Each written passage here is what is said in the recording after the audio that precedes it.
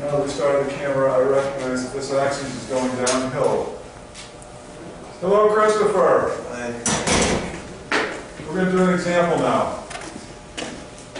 So we know all about why Bode plots work. Let's do a Bode plot. Want to do a Bode plot? This one's got a little bit of everything. Well, I don't know, we'll see. So we want to do a Bode plot, the frequency response in magnitude and phase, for a plant that arbitrarily has this transfer function. 0.8 s squared plus 1 s squared plus 0.04 s plus 4.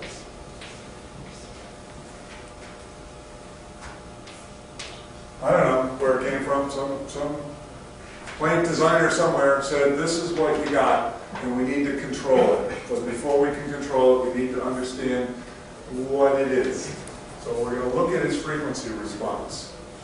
This is the plan. And the first step is to factor it. We've got a polynomial in the numerator, polynomials in the denominator. It's kind of mostly factored.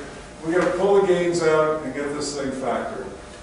And so what we're going to get for gain is 0.8 divided by 4. This already has a gain of 1, DC gain, where s is equal to 0. This already has a gain of 1. This has got a gain of 4. I've got to pull it out. And when we do all that, we will end up with, in the numerator,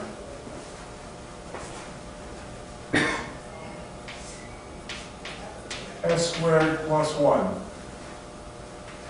This is a pair of complex conjugate zeros. Right on the j omega axes. There's no real term. The solution to this equation is s1, comma 2 equals plus and minus j. So this guy has a natural frequency, I'm going to call it, because it's the 0, omega z, equals to 1 radian per second. It's 1 unit away from the origin. Here's a critical frequency right at the origin. We got something going on at the origin, this guy.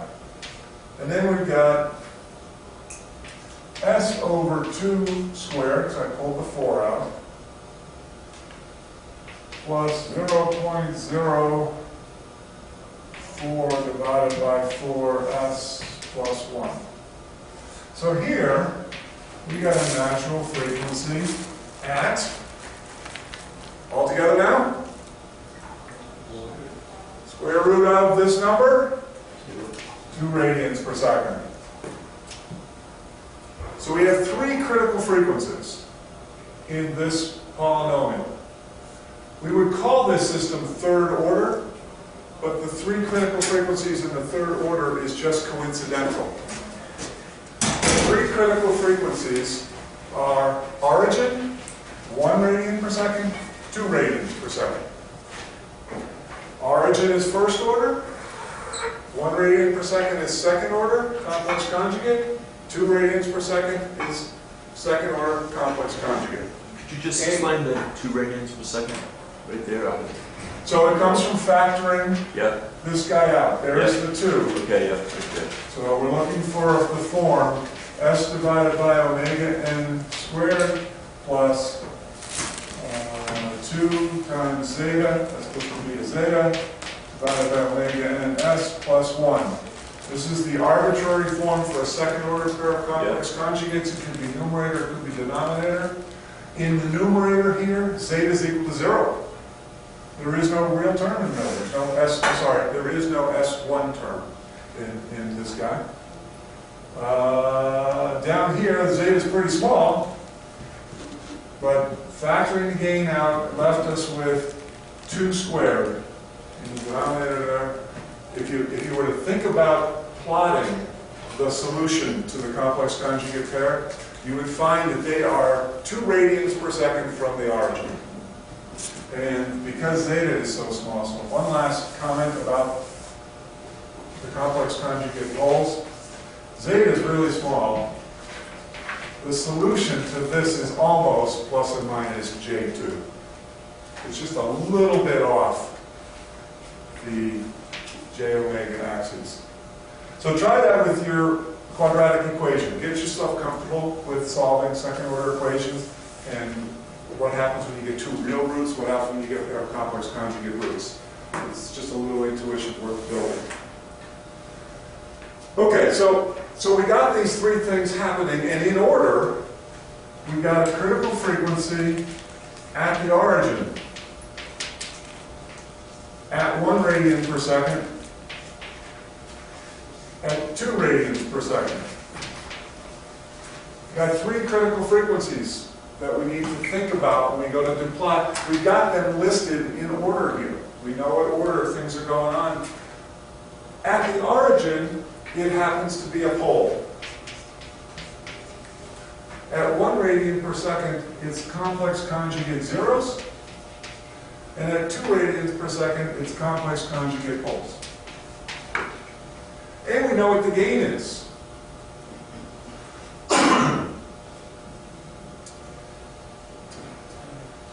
So, let's start plotting.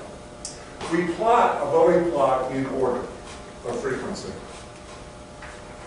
We know that there is something going on at the origin. So we're going to end up with a line that has a slope of -1. 20 decibels per decade, or an order of magnitude per decade. However you want to label your gain axes. What do we got for the gain? We got 0.8 divided by 4. This. It's 1/5. I guess there's one other thing now I want to talk about. Log spacing. And your oscilloscope probes. 1, 2, 5, 10, 20, 50, 0.1, 0.2, 0.5. That's approximately log spacing. So I did the 1/5 there. The algebra is thrown in here. So if we take these major divisions and we divide them into thirds, so a major division, 2 minor divisions, major, 2 minor, major. We can do that on the frequency axes as well.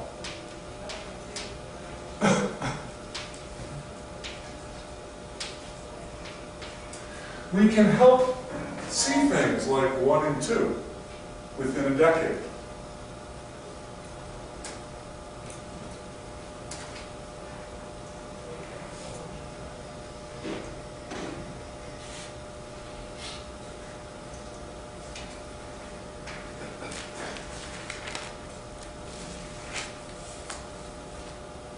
Okay, 1/5 is 0.2.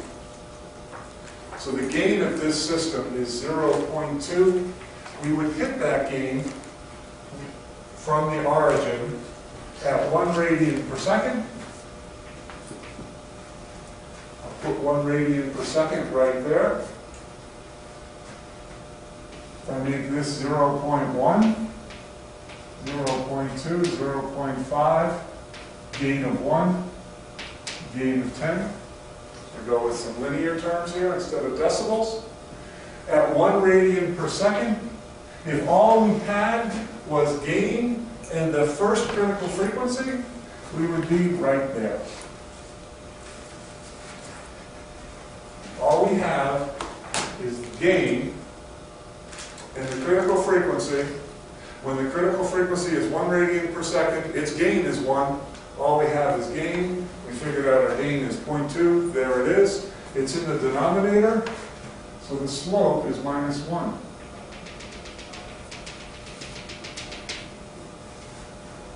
If all we had were the first critical frequency, the pole at the origin, That's what the magnitude plot would look like. At 1 radian per second, the gain would be 0.2. This frequency right here, of course, is 0.1 radian per second. It's a decade lower. The gain would be 2. When we get up to 10 radians per second, the gain is going to be 0.02. It's kind of a decade per decade. It's a first order thing. It just happens to be at the origin. The phase, if all we had was this thing, is minus 90.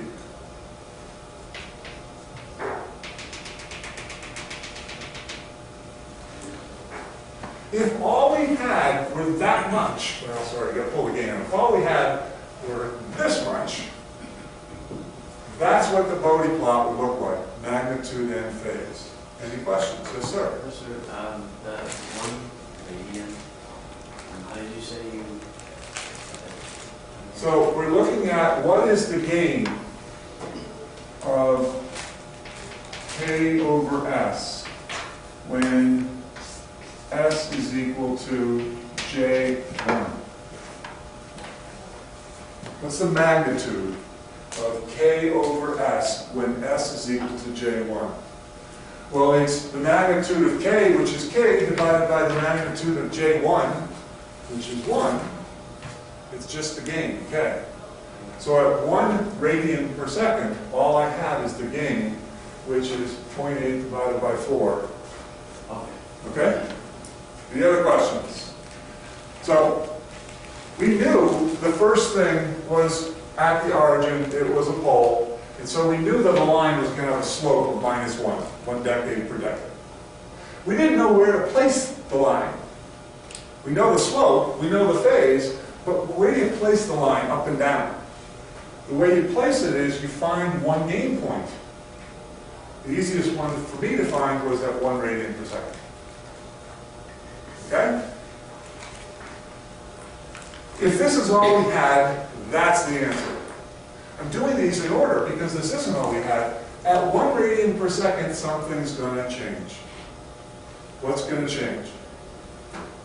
At 1 radian per second, we're going to hit this, a complex conjugate pair of zeros. Now, if all we had were complex conjugate pair of zeros, it would look like this.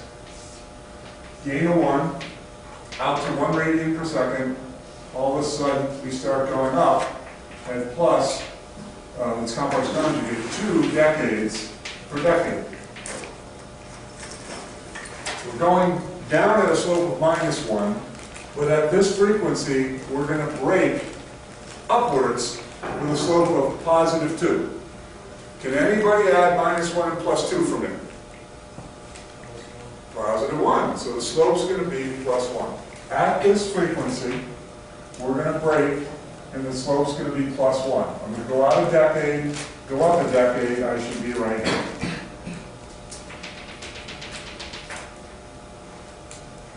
Now, another thing is we talked about zeta a little bit. Zeta as being a peaking factor.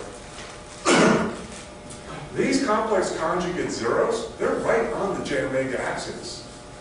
I'm going to go right through them. So, although this is a fine approximation, when we go to look at this on MATLAB or Scilab, 0 on a decade scale is minus infinity, right? There's going to be a tremendously sharp negative peak right here. Right? There's going to be nothing coming out at that one frequency. Question? No. Okay, if these two were all we had, then, oh, I'm sorry, I didn't do the phase. Go back to the phase. We've got this pair of complex conjugate zeros. It causes, each one causes a plus 90-degree phase shift. So, coming out of these two zeros, I'm going to be from minus 90 up to plus 90. And I have my two plots interfering with one another a little bit. Here's the 1 radian per second. If it's step changed, it might look like that. I go from minus 90 to plus 90.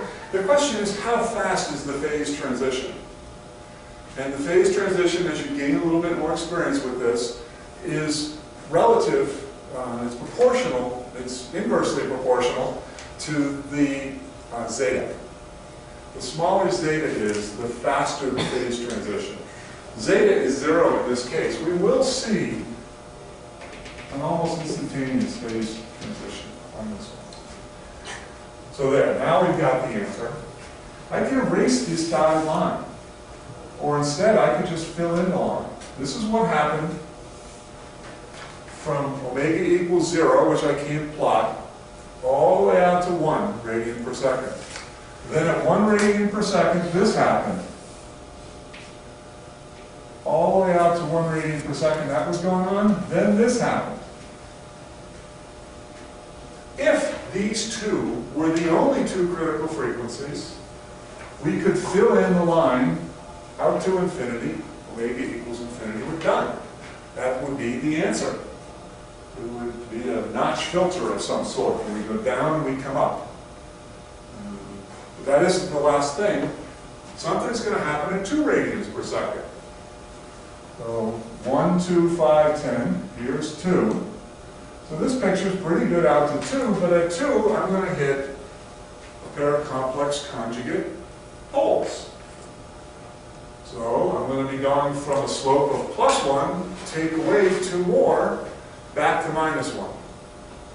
And we're going to be going from +90, take away 180, back to -90. So at 2, we're going to see a break with a slope going that way. At 2, down here, we're going to see phase going back to -90. I didn't figure out zeta is 0.01. Zeta is really small. A zeta of 0.1 has reasonably noticeable peaking.